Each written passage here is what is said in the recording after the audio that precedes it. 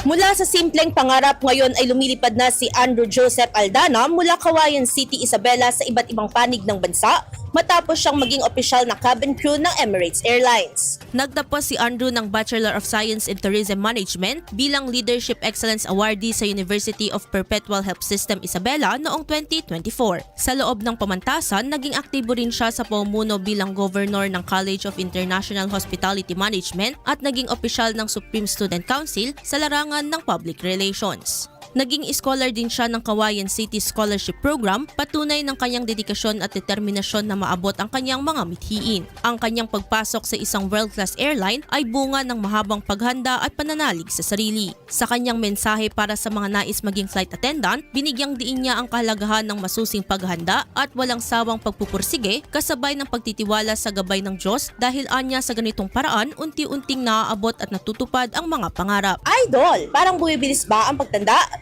Ang dahilan humihina ang cell division na pagpapalit ng bagong cell habang nagkakaedad. Natutuyo ang balat dahil sa paghina ng elasticity.